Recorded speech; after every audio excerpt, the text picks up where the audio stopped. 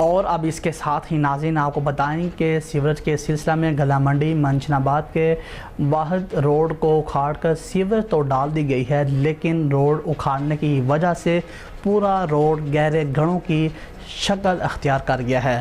گزشتہ دنوں سیوریج کے سلسلہ میں گلا منڈی منشن آباد کے واحد روڈ کو اکھاڑ کر سیوریج تو ڈال دی گئی ہے، لیکن روڈ اکھاڑنے کی وجہ سے پورا روڈ گہرے گڑھوں کی شکل اختیار کر گیا ہے، جہاں گلا منڈی میں اجناس لانے اور لے جانے میں مشکلات کا سامنا کرنا پڑتا ہے۔ دن بہ دن بڑھتی جا رہی ہے صورتحال اس طرح ہو گئی ہے کہ اب اجناس لوڈ کرنے کے لیے کوئی گاڑی گلا منڈی کی طرف آنے کو تیار ہی نہیں ہے۔ کئی گاڑیوں کے ٹائر پھٹ چکے ہیں۔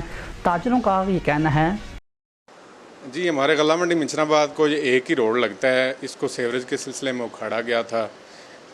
روڈ اکھاڑ کر سیوریج تو ڈال دی گئی، لیکن ٹھیکیدار جو ہے اس نے مٹی اٹھا لی تھی اور دوبارہ یہاں پر مٹی ڈالی نہیں گئی۔ مٹی اٹھانے کی وجہ سے سڑک پر بڑے بڑے گڑھے بن چکے ہیں، گڑھوں میں پانی نے اپنی جگہ بنا لی ہے۔ یہاں پر ٹرالے وغیرہ گاڑیاں جو غلہ منڈی سے اجناس لوڈ کرنے آتی ہیں ان کو آنے میں دشواری میں بڑا مسئلہ ہے۔ غلہ منڈی کا کاروبار جو ہے وہ متاثر ہو کر رہ گیا ہے۔ ہماری غلہ منڈی ویسے بھی غیر آباد ہے، ہم نے گورنمنٹ کو کئی دفعہ اپلیکیشن وغیرہ گزاری ہے، لیکن اس کا کوئی عمل درآمد نہیں ہوا، کسی نے نوٹس نہیں لیا۔ تو لہذا اعلیٰ حکام سے اپیل کرتے ہیں کہ ہمارے ان مسائل کو حل کیا جائے۔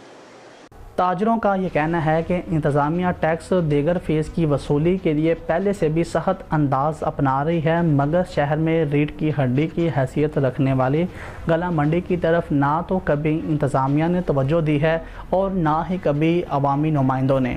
گلا منڈی کے تاجروں کا مطالبہ ہے کہ روڈ کو ٹھیک کیا جائے تاکہ مزید نقصان سے بچا جا سکے۔